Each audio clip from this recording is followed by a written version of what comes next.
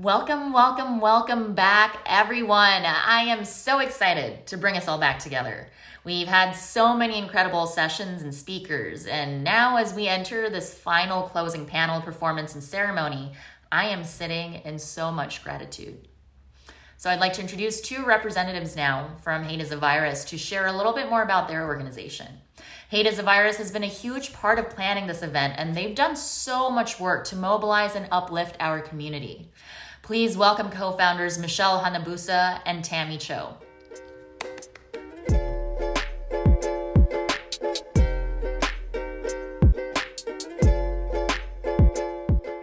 Hi everyone, we're the co-founders of hateisavirus, a nonprofit community of mobilizers and amplifiers to dismantle racism and other forms of hate. I'm Tammy Cho. And I'm Michelle K. Hanabusa. Our nonprofit organization focuses on three core pillars. One, raising awareness at the local and national level to encourage ongoing conversation and action. Two, creating safe spaces for dialogue and education through thoughtful and approachable resources such as social media, workshops, and community events. And three, providing intentional actionable steps and funding in partnership with our trusted community leaders and organizations, both at the grassroots and national levels. In March 2020, we saw a rise in anti-Asian hate crimes and incidents. What started off as a local initiative to support small Asian-owned businesses quickly grew into a movement once lockdown was mandated. We witnessed our community hurting and wanted to create a safe space for our community and advocates to speak up, feel seen, and be heard. In a matter of weeks, we saw over 15 million impressions across social media platforms and received countless of messages from you all asking how you can help. Hateisavirus became more than just a hashtag movement. We took it a step further to fundraise for small businesses and organizations that needed it the most. We have since evolved into a nonprofit organization that encourages our community to participate in local and national awareness campaigns, create safe spaces for dialogue and education, and provides actionable steps in partnership with trusted community leaders and organizations. Because of your support, we were able to reach our first $1 million milestone to give back to local and national API organizations through our Community Action Fund. We've given grants to dozens of community organizations focused on programs addressing gender-based violence, LGBTQIA+ community support, community organizing, and much more. To our beloved hateisavirus community, thank you. Our efforts don't stop here. Together, we can continue to collaborate, fundraise, and do work for our community. We all bring power and strength to the table. We have an opportunity to take things in our own hands to keep fighting for the long-term well-being of our communities. We encourage you all to challenge yourself every day by sharing stories, taking action, and finding community. Our communities and all communities deserve to feel safe. Join us and learn more at hateisavirus.org.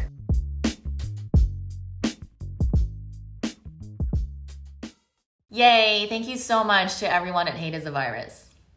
All right, now everyone, I'd love to introduce our final panel today. This closing panel is titled Lessons from Intergenerational Activism, and it will feature a number of incredible speakers.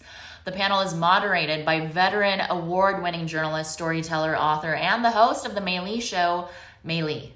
At the start of 2020, Mei's production company, Lotus Media House, in association with Next Shark, launched The Mei Li Show, which is a video podcast focused on Asian and Asian American issues and stories. And she has since become a prominent voice in the effort to combat anti-Asian hate that exploded due to COVID-19. And her media work includes being the first Korean American anchor for CNN, hosting the flagship show for Oprah Winfrey's Oxygen Media, and becoming the first primetime anchor for CNBC Asia. And along with her media projects, Mei is also an adjunct professor at USC's Annenberg School of Communication and Journalism and is currently working on an academic book that will be released in 2022. Please join me in welcoming the legendary Mei Li and our inspiring panelists.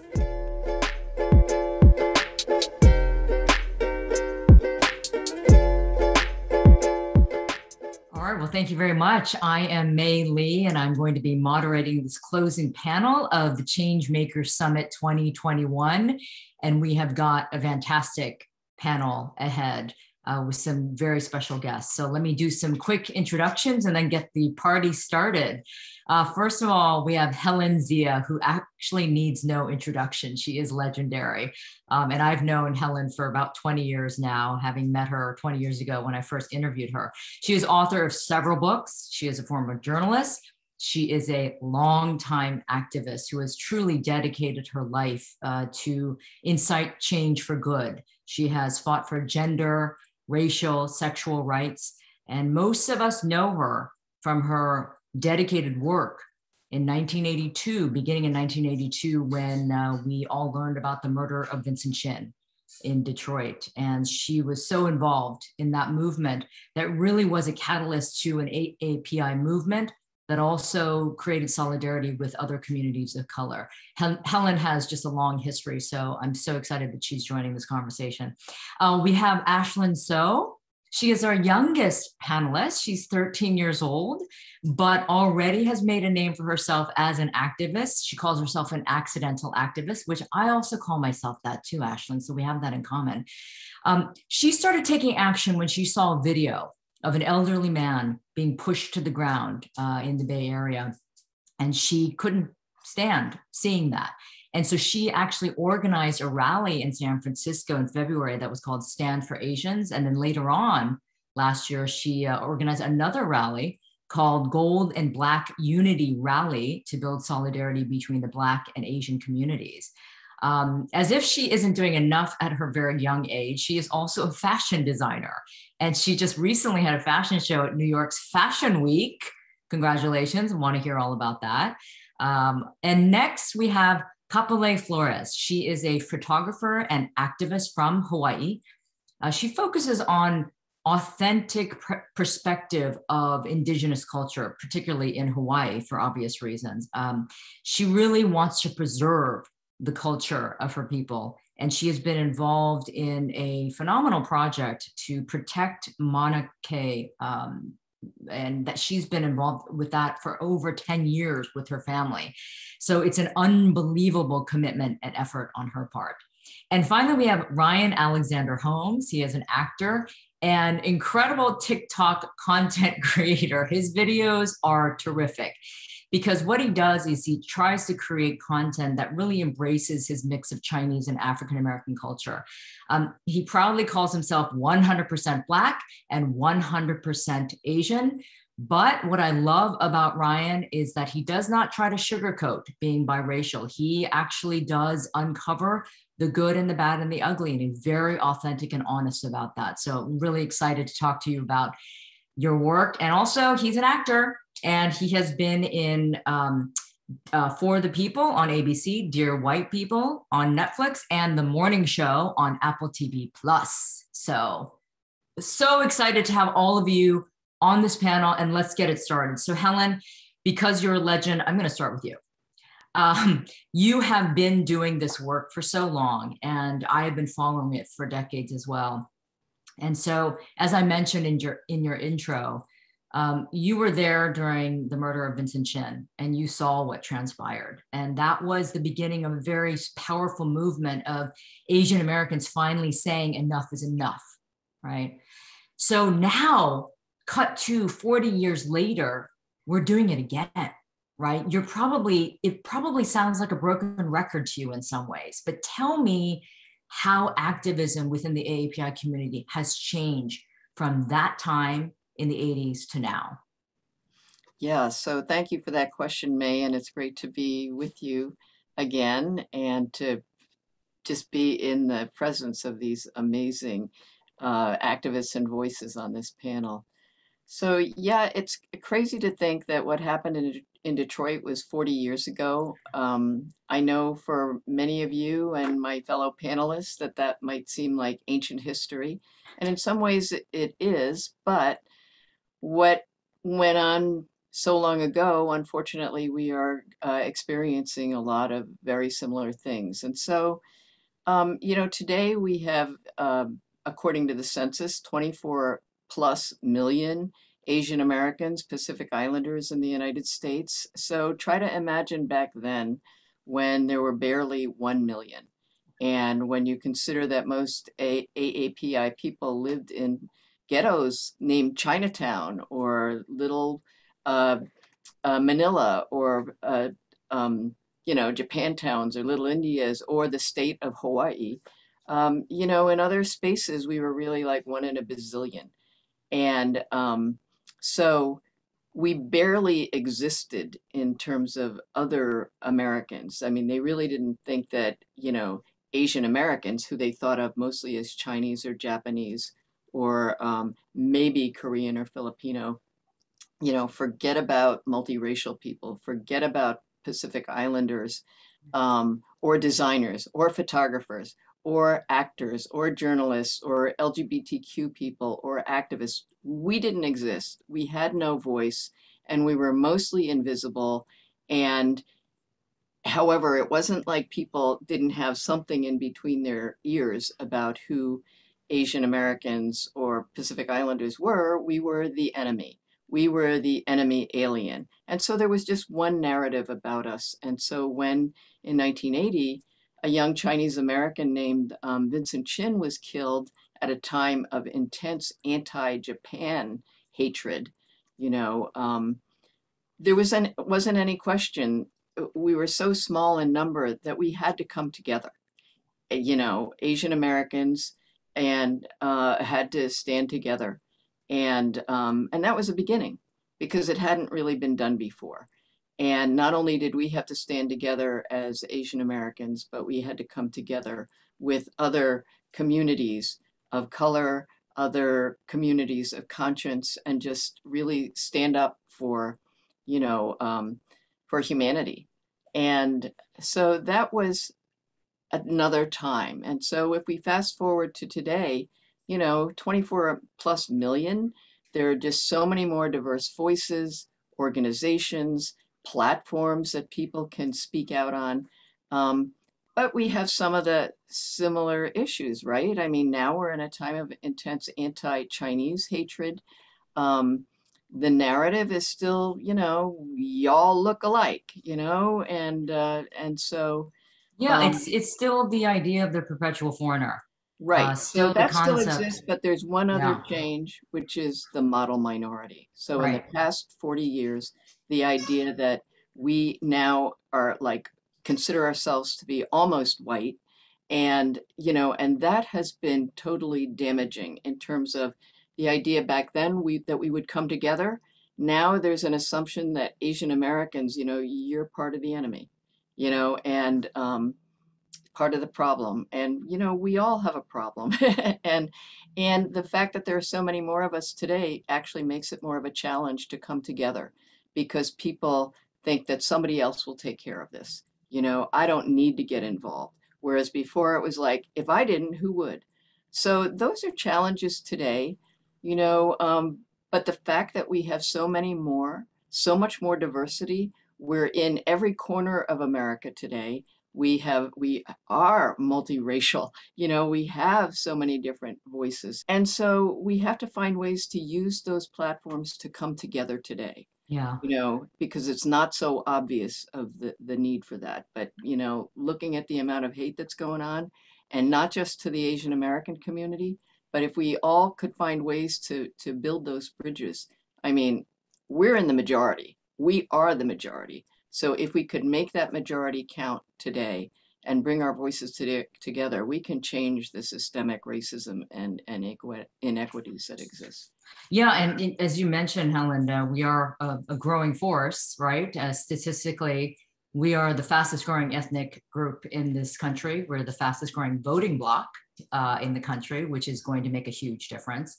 So we can no longer be ignored. But as you rightly said, we need to come together. And sometimes as you grow, there's more separation sometimes and people thinking, oh, somebody else will take care of it. But the beauty of this panel is that we have panelists of the younger generation who are very much at the forefront and willing to be out there and doing the work. So Ashlyn, I'm going to go to you because you are the youngest of this panel. You're 13 years old. You started when you were 12. So listening to someone like helenzia, who started the work 40 plus years ago and what you're doing now. Tell me why are you doing this work? Why did you jump into this as a 12-year-old? Well, I think there's like so many things, but, I think the main reason was because, I could see like my people getting hurt. And I think that was just kind of the part, where I thought I had to do something. Yeah, if not me, then, who? And I think, also your generation, Helen, and many generations before me, you were able to create a space, for us, for my generation to be able to say these things and feel like I can say this like freely, and I thought, so I really thank you, Helen, for all of your work. And yeah, I've never actually really knew about the history of like Asian Americans, and I only learned it when in 4th grade, when a substitute teacher came to our school, and he was the one who taught us about it. Like, he had 1 week and he taught us everything about the Chinese railroad workers. And that was like the first time I had heard anything like that. Like, Ashlyn, was that teacher Asian? Yeah, he was Chinese. Interesting. Yeah. Huh. Yeah, I'm so glad you told us that story, because I'm always talking about the importance of education, right? And the fact that none of us were exposed to Asian American history and events of any kind. Okay, so of course my dog decided to play with his toy. So if you hear squeaking, that's what's happening. Anyway, the beauty of working from home. But yeah, education and the lack of education when it comes to Asian American history. So the fact that a substitute teacher who was Asian decided to expose you to this, that makes a difference. That 1 week of him being there made a difference in your life. That's incredible. Thank you for sharing that story. Let me go on to Kapulei. The work that you've been doing in Hawaii, you at a young age also were inspired by your community and the fact that you wanted to preserve the culture of Hawaii, the indigenous culture. And so that work continues to today. So tell me why, besides just being Hawaiian, because listen, we all have our backgrounds, but a lot of people don't care, right? They don't want to embrace it. And certainly they don't want to dedicate their life to it. So why for you? Why? I think there's obviously for everything a lot of reasons why people get involved. And even for me and my family, there's numerous reasons, I would say. But for at least my family in particular, we are very culturally based and spiritually based family. Like, everything we do is somehow tied to the culture and like spiritual practice and ceremony and stuff like that ever since I was young. So I've been exposed to that since I was from a young age. So when I was young, I was opened up to the gift of being able to communicate with our spiritual deities in our Hawaiian culture. And that's something that I've been exposed to and involved in a lot since I was young, and it's kind of carried on throughout my life.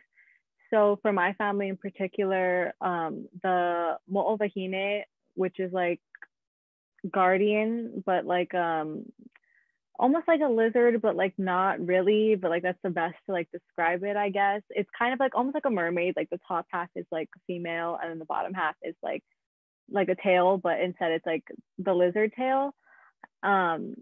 We have a place in Waimea, which is where I live, called Manaua, which is a rain rock, and is also the name of a mo'ovahine that guards the water in Waimea. And other mo'ovahines go there. And so one day when I was there, the mo'ovahine from Mauna Kea, who protects the Lake Waiau, which is a water aquifer up there on Mauna Kea, her name is Mo'oinanea, and she is the guardian of that area. She came to me and asked me to try again, asked our family to try again. And at that time, we didn't even know that they were trying to build a TMT.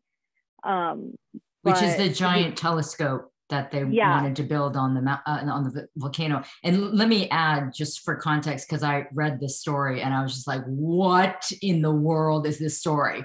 She was only 9. You were only 9 at the time when this deity came to you. and said this to you, not knowing at all what she was referring to, but she was telling you to help protect the mountain from this giant telescope that they wanted to build. Yeah, I was around like 9 when they first like started to like come to me, and I think around 10 maybe was when that happened, because we got involved in the court case soon after that in 2011. But there was already, we were the 5th petitioner party to join. There was already activists who had been fighting for generations and had been involved in like many historic Hawaiian movements, like Protect Kapuleiflores and other things like that, that have been going for generations and are still going today. We joined them, and we joined on behalf of the spirit. So of course, we probably seemed crazy to the whole court system and even our own community, being like, oh yeah, the spirit said no. And so we're testifying on her behalf, saying we also are saying no because she said no. And obviously that got, you know, like thrown out, and we had to reapply as our family, like on our behalf. But just being able to do that and kind of even just throw like a spark into our community, being like, it's okay to like be connected to your culture. It's okay to say these things and not like seem crazy to other people. Because back then, my community was still more like almost colonized in a sense, like ashamed to like be involved in their culture and ashamed to be connected to anything that seems like too much, or, you know, and that's definitely something I've seen change over the years, and people are still obviously still working, but you can see them more willing to embrace their culture. I think that's what we're seeing more of, is the recognition of indigenous culture and preserving those traditions and language, you know, all of that. So in Hawaii is definitely a perfect example of that, and the work that you guys have continued to do for 10 plus years, might I remind everyone. Ryan, I'm gonna bring you into this conversation because you are a shining example of someone who has embraced both of your cultures of being African-American and Asian. But as I said in your intro, your work as an activist in many ways, using your platform, is to really educate and inform, and kind of almost sometimes tell very raw stories about your, you know, background and some of the, you know, struggles that you went through, but also entertain, because I've seen these videos of your parents, the cutest videos of your parents talking about how they met. But it, you know, here's the thing. I mean, we laugh, but the storytelling, that kind of storytelling is so effective because you've lived this, right? You're not talking out of your butt. You're talking from lived experience, right? Yeah. Tell me why you do what you do. For the joy, and spreading the joy and serving joy to others, really. You know, for a long time, I was ashamed to be Black and ashamed to be Asian because, you know, just how assimilation works in this country, you know, and the lack of diversity that I had in my life growing up in media and entertainment, you know, and sort of the folks that I aspired to be, in all honesty, were white people. You know what I mean? And so to finally be like, oh, wait, I can just like be me, and that's fine. You know, I can let my curls grow out. I can't spike my hair. I can't have Brad Pitt's hair. I can't, you know? And I wanted that for so long. But I think, you know, my parents did a really good job of trying to combat that, and they did. And I was very involved in sort of Chinese customs and, you know, speaking the language and celebrating the holidays and doing my best to visit my grandma. And we probably had, you know, family dinner every weekend at my grandma's house with my cousins and my Chinese side. But I think that the joy of that, right? Like, I think what we were talking about earlier of this sort of lack of diversity, it can make you sort of ashamed and create a certain type of self-hate that sort of creeps under your skin that you don't know and you're not aware of because you never investigate that, right? And you don't have people to investigate it with. Now, for me to dive deep into those feelings and then to come out with it with a lesson learned And that lesson is that, you know, these people are amazing. My people are amazing. And I had a lot of joyful experiences, actually. You know, I can come back and talk about the painful experiences with the joy that I have now. And so the content that I create, yes, it's deep, you know, and it's about sort of painful things that have happened in my life, but it's always with a tinge of humor, a tinge of sarcasm, a tinge of irony, you know, and satire, because that has to be there, because so many people have gone through what I've gone through, and I want to show them that they're not alone, but I also want to do it in a way that's empowering and brings them joy. Well, that's the best kind of storytelling, though. It has to be authentic. It's got to be honest. It's got to be sometimes humorous, you know, because that's going to break down the walls, break through the ice, you know, break through the barriers, all of that. So, and it's for everybody. It's not just for my people. It's for everybody. You know what I mean? And like you said, with the humor does break those barriers so that other people who are not Black or Asian can look at that and be like, I can see a similar experience in my life that I experienced but I'm not Black and Asian. It's just the human element. The laughter brings the human element, you know?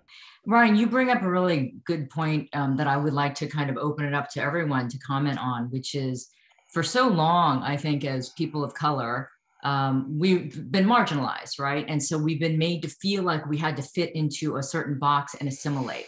And assimilation often meant trying to be white, right? And trying to deny who we were or who we are, and trying to deny our identity. I am noticing a change now in that, where more people, especially Asians, because we have been known to be that model minority, right? Close to whiteness until we're not. They're starting to embrace their heritage and their identity and their stories and the history, and really starting to speak up about that and be proud. And that makes me hopeful. That gives me a lot of hope. I'm just wondering, like, Helen, I'm sure you've probably seen that change as well. And, you know, what are your thoughts on that, and how can that, you know, help, you know, push forward this movement? Well, I think you've hit it right there. And so, you know, just hearing Ryan and Kapulei and Ashlyn talking, it's all about bringing our own humanity out there. And so for the, you know, century or two or more that Asian Americans were just invisible, you know, you also learn to, like, hey, nobody wants to hear me. I'm not going to speak up. And if I do, what kind of, you know, hammer is going to land on me? And that's been a lot of the Asian American story, as well as other communities of color and vulnerable communities. So, you know, we've been hidden. You know, I call it that we have a hidden history, that, you know, it's not just that it was sort of like, oh, it was hiding, but it was repressed. You know, there has been a deliberate part of what is systemic racism to hide our stories. That's what marginalization is. It's to make us invisible, less than human. And what's changing now, especially with our voices, and, you know, this pandemic has really just brought out just all of, you know, a lot of the systemic ways that, you know, many people in this country have just been stepped on. You know, that people are speaking out and talking about, okay, you know, this is who I am. Let me bring my full humanity in. I'm a writer. So I, you know, write about our stories, and maybe not always with humor, but with, you know, that Ryan uses, but trying to at least, you know, show a connection, that the people I know from, you know, where I walk, that they experience joy, sorrow, you know, happiness, just like other human beings. And if we can connect that to each other, that's what, you know, that's what I think, you know, is needed. And I think, as you point out, May, I think there is a real effort today for our communities, you know, however we define them, to show who we are and our full humanity, and that we're demanding to be seen as full human beings. Right. There, I call it like an awakening, and it's a time of reckoning for sure in many, many ways. We've seen this for the past 2 years with everything that's been going on.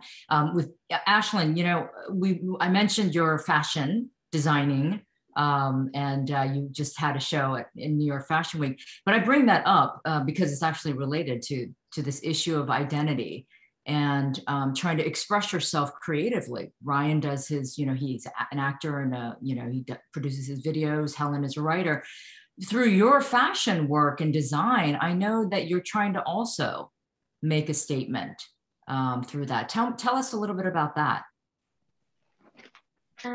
Yeah, so yeah, recently, like about a month ago or so, I was able to show my new Fashion Week collection.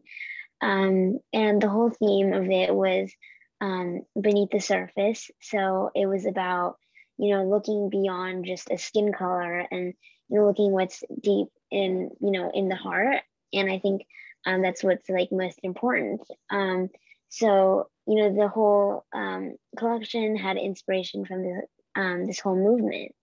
And like, you know, for example, like the colors were all white and blue to represent porcelain, and a lot of the designs had, like, you know, repeating objects and kind of like to represent, you know, like a storyline of like how, you know, it started with this small group of people, but then it turned into this huge movement. And I am really passionate about this cause, and I think, you know, I need to bring that into the fashion world and kind of be able to tell others this story as well. Honestly, I'm like listening to you going, what in the hell was I doing at the age of 12 and 13? I mean, really, geez Louise.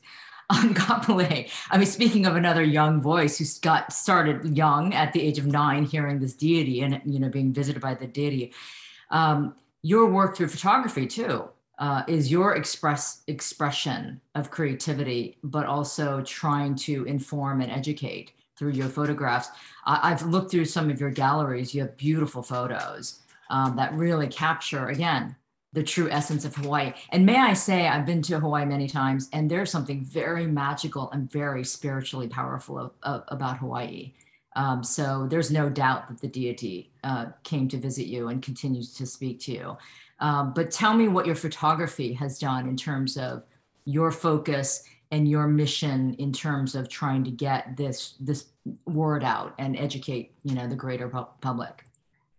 For me, I mean, photography kind of started as a hobby. So I get the accidental activist in a sense, even though like my family did legally join in, we didn't, you know, realize what everything would be, and that we would still be in this like 10 plus years later. You know, we kind of just went in and hoped for the best, kind of. But for photography, it kind of started with just documenting like the ceremonies my family would do or the places we would go, and like if we went to like trips on different islands.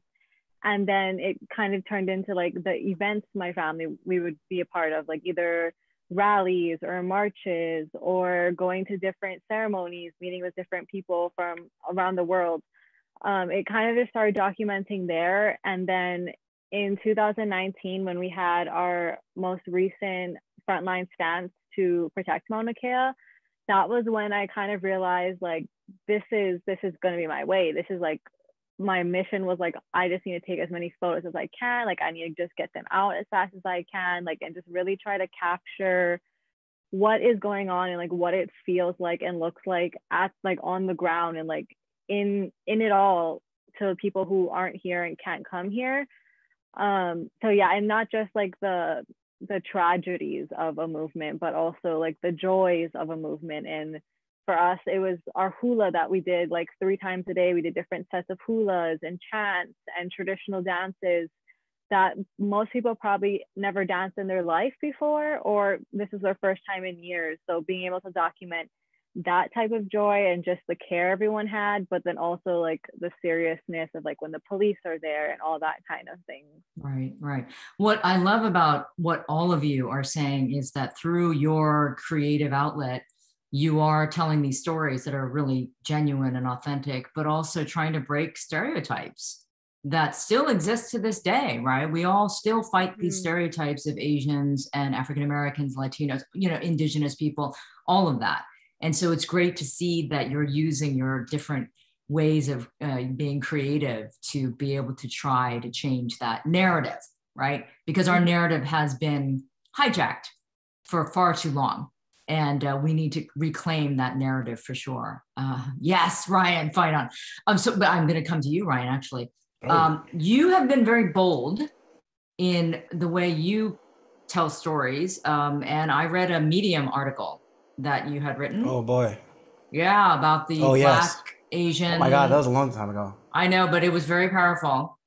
It was very powerful because you were calling, you were basically saying, as somebody who comes from both worlds and who has experienced both worlds, you were kind of calling out the Asian community for not embracing sort of the Black experience and not, being racist. Basically, let's just call it being racist. And you were really bold. I mean, you were saying, so let's call it what it is and stop dancing around the issue. You are racist, you're complicit, and you need to do something about it.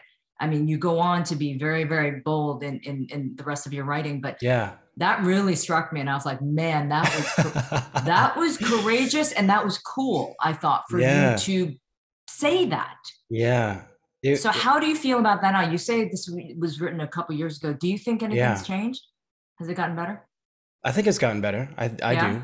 I mean, I think I've gotten better.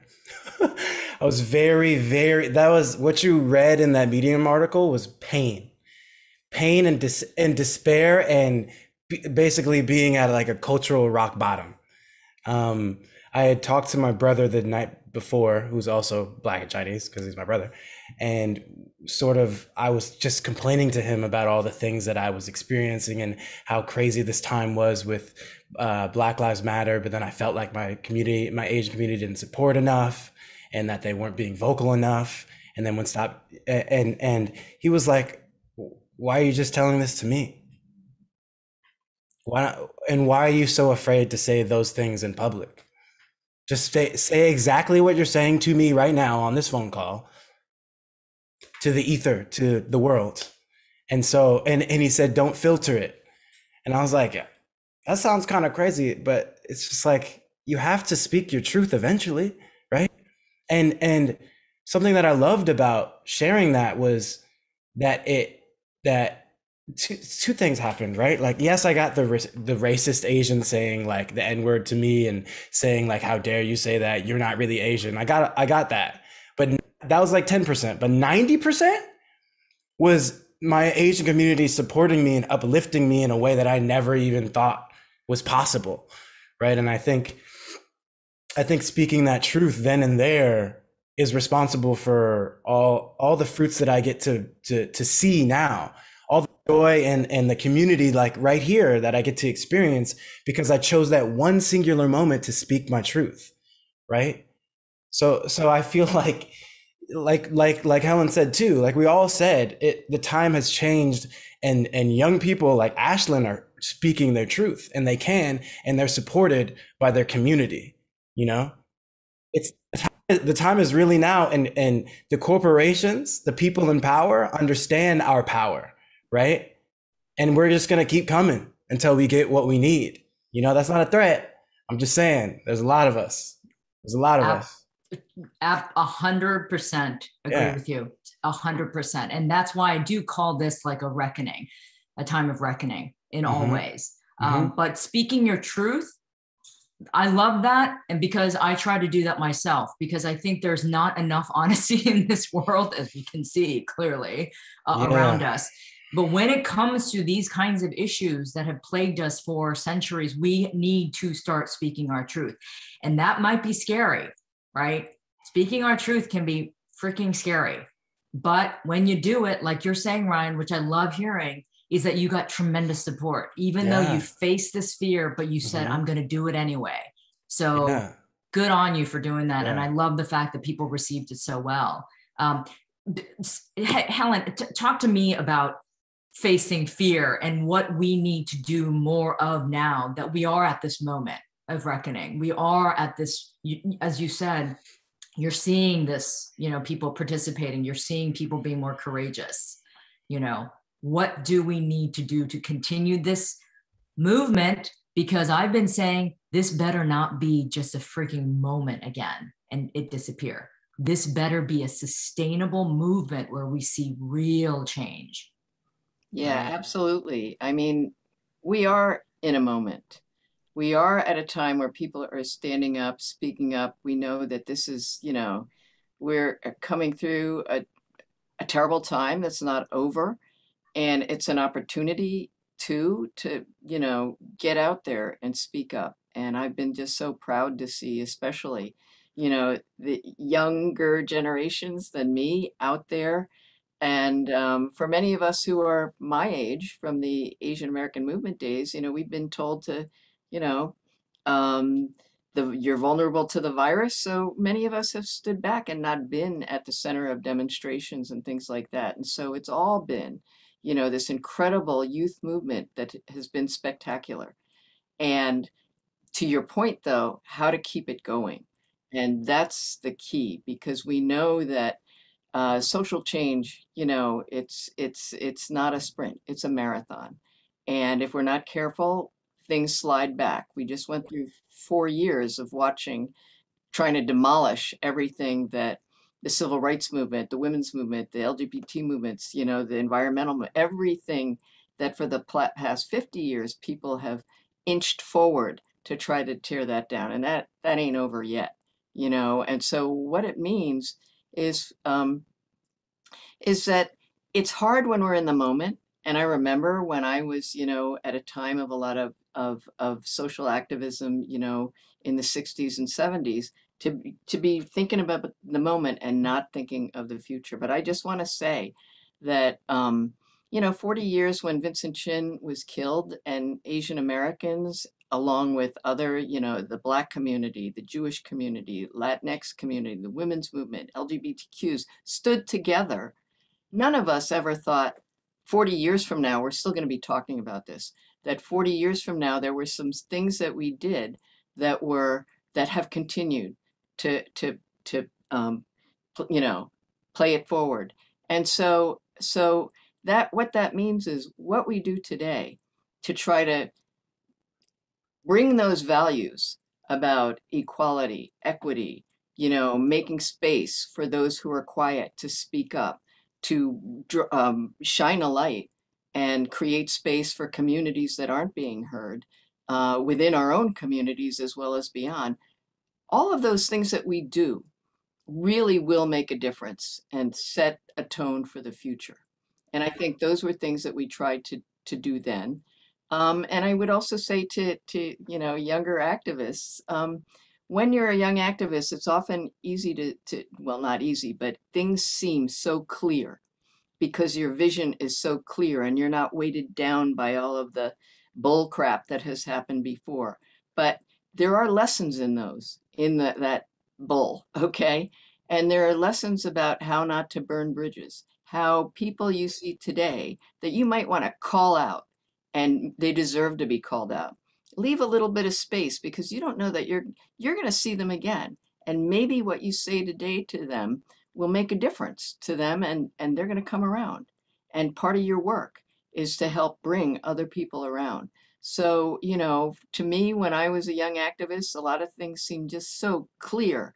And I wanted that revolution today. Well, you know what? The revolution changes did happen, but we didn't have that revolution today. And I'm looking at all of you, out and thinking that, you might be bringing that revolution on. But until that revolution, we also have to know what our communities are experiencing. Start where people are and speak to their fears, understand their fears, their concerns, and address them. So those are all things that what we do today, what each of you do today, man, you are building the future. And you may not know that, but how it's going to play out tomorrow, 10 years from now, when you're in my shoes and you're talking to somebody else about what you're doing today that you did today, 40 years ahead of now, and what lessons you're learning, but keep visible. Part of our issues are the invisibility. And so make sure what you do, the photography, the fashions, the acting, the writing, all of those, find ways to amplify that. Because people think that Asian Americans, Pacific Islanders, that we're so silent, that we've never been but we have. Our communities have been doing things. That history is missing. That voice is missing. So what you are doing, amplify it. Find ways to amplify it. And just know that what you do, those stories are just going to continue on. And, as you rise, find ways to lift. I mean, all of those things are true today. I do love the idea that, Helen, that you're saying that we do need to amplify ourselves and our voices, because historically Asians have been quiet and they, didn't want to shine a light on themselves and bring attention to themselves. Well, screw that. We have done so much and we are successful and we are making noise and we are making strides, and we should bring attention to that and we should make a lot of noise. And so I love the fact that, yes, like you're saying, Helen, these younger activists and these younger artists and these creative minds are doing exactly that. And so I want to second that idea that you guys need to be proud of who you are. Be proud of the work that you're doing. Show off. It's okay. Don't think you're being arrogant. You're doing amazing work. So, tell the world about it. Right? Don't talk amongst yourselves. We need to get it out and spread the word. So just have a couple more minutes. And so, Ashlyn, I just want to ask you one quick question. What do you say to young people? Because again, 12, 13-year-olds, they're probably busy talking about I don't know, BTS. I have no idea. But what do you say to them? If they think, I can't do anything, I'm just a kid. I think I also used to feel that way. I remember also I still kind of am, but I'm super shy, and I remember all these thoughts floating in my head about reading books about different ethnicities and different cultures and just seeing their point of view, and it just changes the perspective, and being able to realize that it's sorry. It's a really powerful thing, just to kind of seeing other people's struggles, and I think sorry, that's okay. And I think many people feel that way. Many youth actually, I think today, are able to feel these feelings because of you guys and of these and other activists, and just being able to have access to these resources, and I think for anyone who feels like they can't do anything, or they don't have the resource, or they just they're too shy or whatever, all you really need is just that passion. All you really need is that constant drive to be able to make a change and be able to kind of feel other people's point of view and be able to recognize that. Yeah. Ashlyn, you are an old soul. You are, yes, I'm not kidding. You're an old soul who has such deep empathy. It's really moving. It really is. So hang on to that, man. Kapulei, how about you in terms of, inspiring, giving some words of inspiration to people who might think that they can't make a difference? I think going off of something said today too is it really is about passion, and not just having a passion, but having a personal connection. And it doesn't necessarily mean it has to be your culture or your people, but you can find similarities in those cultures and those people that probably connect to your own culture and your own history and the things that have happened in the past and are continuing to happen now.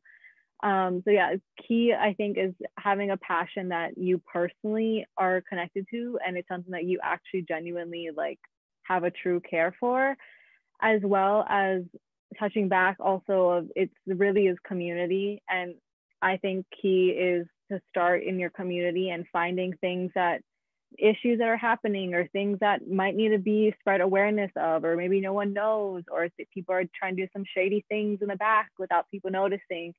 And I've noticed even for me, there's so many things in my own community throughout the islands, even that I have no idea is going on. And like, I want to get involved more in, and just once you start finding out what's going on in communities, you can start to like work together and be like, I have a movement, you have a movement, like, what do you guys need help with? Like, I can share your stuff. Maybe you can share mine. Like, let's help like each other in whatever ways we can.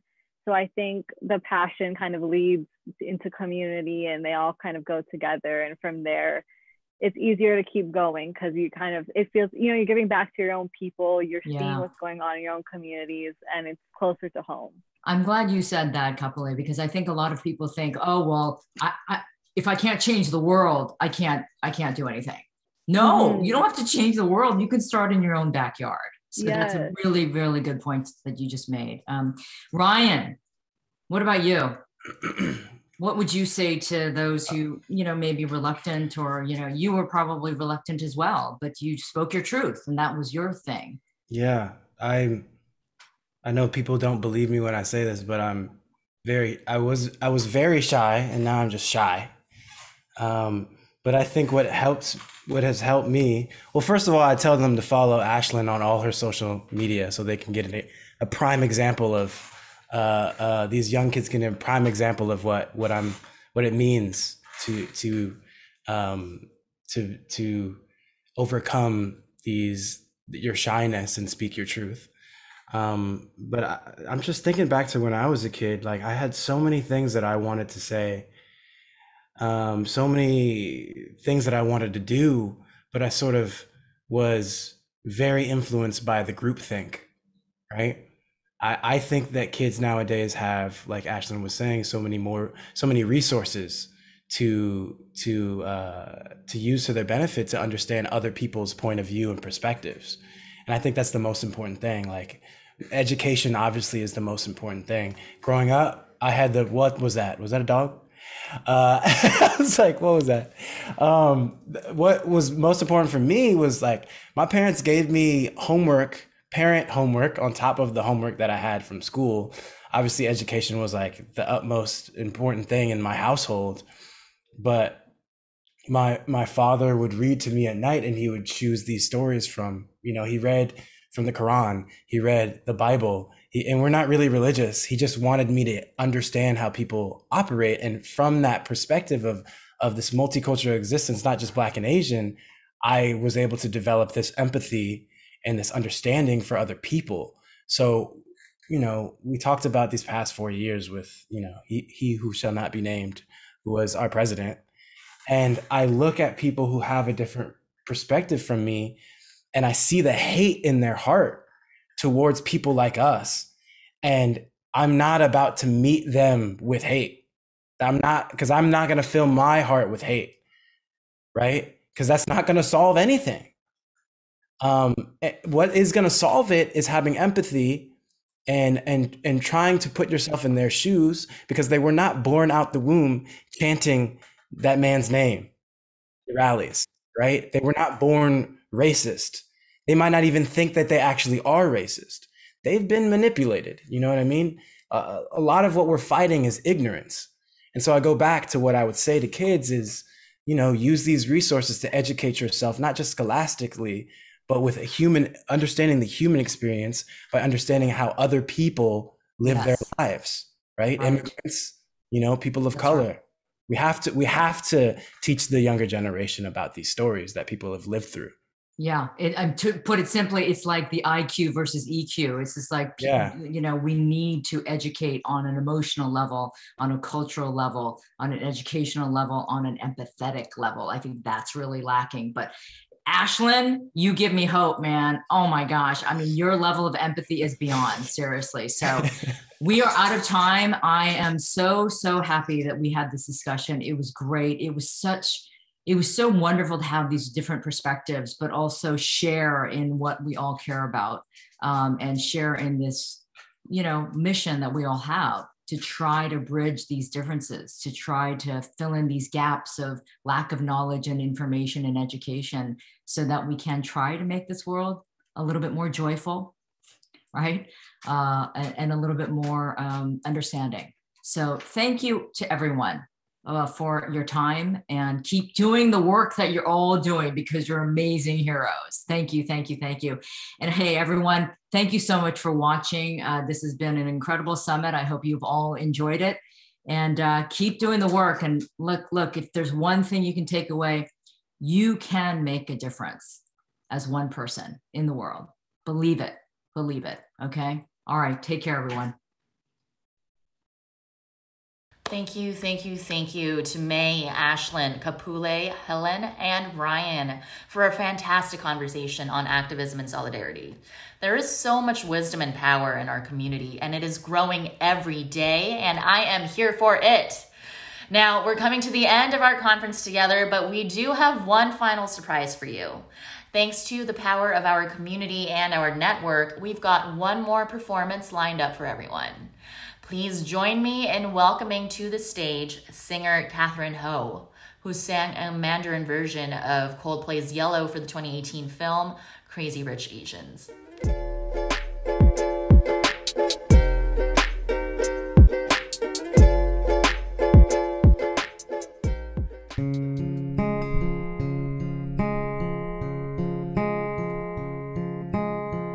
我想知道流星能飞多久，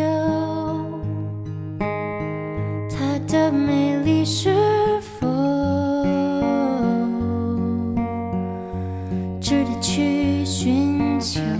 夜空的花散落在你身后，幸福了我很久，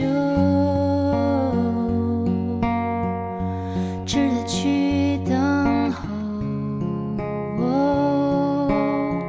于是我心狂奔，从黄昏到清晨，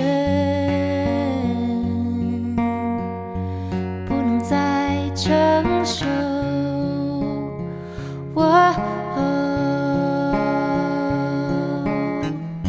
情缘坠落在你手中，余温成黑夜的彩虹，蜕变成月光的金发，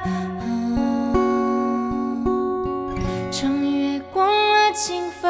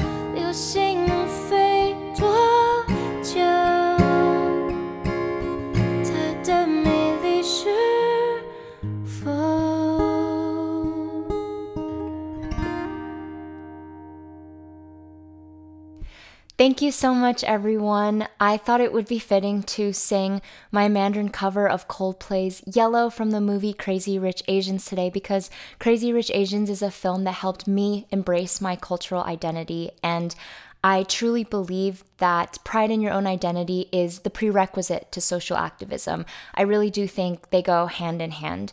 When I was younger and ashamed of my heritage, I wasn't very inclined to educate myself or speak up on issues that affected the Asian American community. And it wasn't until I started becoming fiercely proud of who I was that I started becoming more and more emotional about the issues that the Asian American community faces. And so I think that it is incredible and critical that events like the Changemakers Summit exist to inspire us to celebrate our culture, and in doing so, empower us to take action against the struggles of the Asian American community and other communities of color. Wow. Thank you so much, Katherine, for gracing us with your amazing talent. We're so honored to have you perform for us as a closeout. Y'all, now we've got a lot of people to celebrate for being part of today's event. First off, I want to thank all of our incredible artists for their amazing performances throughout the day. Please drop some love in the chat for our performers. And next, we have to give a huge shout out to all of our presenters and panelists. We've had so many incredible leaders, activists, and thinkers contribute to this program, and it's a true testament to how incredible our community is. Please shout out your favorite speakers, community room moderators, expo staff, really anyone from the program today in the chat. Let us know who inspired you or got you thinking today. And then next, we have to give a huge thank you to our sponsors who made today's event possible. These organizations have made a commitment to supporting the AAPI community, and we're grateful to have had their support with making everything today possible. Thank you again to McDonald's Anime Expo, JP Morgan Chase, Electronic Arts, Leadership Conference for Civil and Human Rights, Nickelodeon, Sephora, Tambourine, PayPal, and Glow Recipe. We also want to thank our community partners, Tractivist, The Asian Talk, Very Asian at Sunday Jump, and Baisoon Candle. One final thank you, and this is a big one. Let's share some love for the staff of Hateisavirus, Acttochange, and Stop AAPI Hate for creating this space. They have been working on this conference for almost half a year as a team of volunteers, and that's no joke at all. Let's give a big thank you to these organizations in the chat. All right, now everyone, we're almost at the end here, and I just have to ask one thing as your host. We've spent the whole day thinking about what it means to be a change maker for our AAPI community and what the next generation of activists can, will, and have already been doing to build a better world. I want to ask each and every one of you to make a commitment to make this conference more than just this thing that you went to that one time. What is one thing you're going to start doing, stop doing, and keep on doing because of what you saw, heard, and learned here today? How will you make an impact? How will you be a change maker? I'm super excited to hear about your story, and who knows, maybe you'll be a presenter here next year.